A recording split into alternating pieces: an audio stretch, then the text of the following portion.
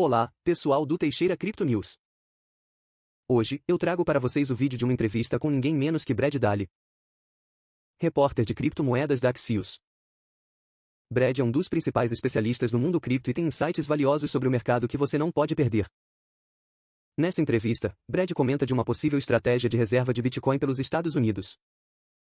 Vamos acompanhar na sequência e não se esqueça de curtir, compartilhar e se inscrever no canal para não perder nenhuma novidade.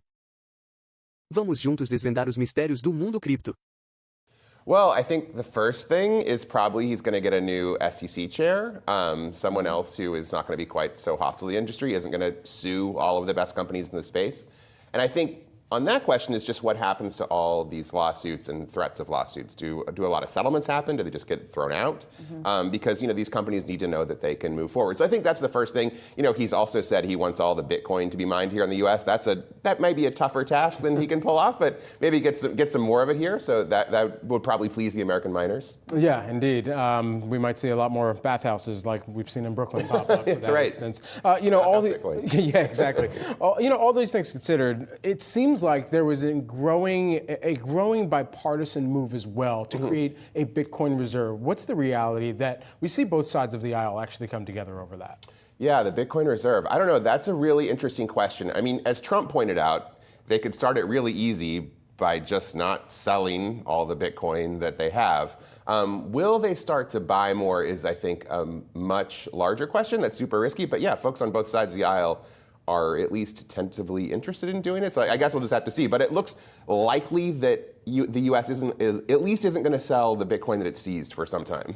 Brady, it's so interesting and a great point that Brad brought up just about the fact that we saw bipartisan support, it seems like, from Harris and also obviously from Trump when it comes to the future of crypto within the country. I'm curious then, why are we seeing such a surge this morning under a Trump victory? Talk to us a little bit more about that correlation. Well, Trump was the only one that was really clear about it. I mean, Harris only spoke to cryptocurrency one time at one speech, and it was really vague. Whereas, I watched Trump in Nashville say, Bitcoin's going to go to the moon if you elect me. That's a much clearer statement, And so I think that's really it. He said things that he will and won't do, whereas we never got that from Harris. So markets like certainty, and they like that they've given him answers ahead of time. Do you think the crypto market's confident, though, that he's going to follow through on those promises? Because that's a whole nother question, right? Just how realistic some of those promises are. I think they're confident. That doesn't mean they're right, but I think they're confident. Yeah, anybody that says that they're going to send something to the moon, I mean, many people would largely question if they single-handedly could do it or enact policy. So it's going to come down to other elements of the businesses that you were mentioning as well that are looking to scale up and make sure that they can woo potential crypto investors and holders in the future. It's going to come down to potentially the utilization. Is there anticipated to be any major movement in utilization of crypto, which would perhaps give it more of commonplace within the transaction vernacular for many people who don't already engage with it?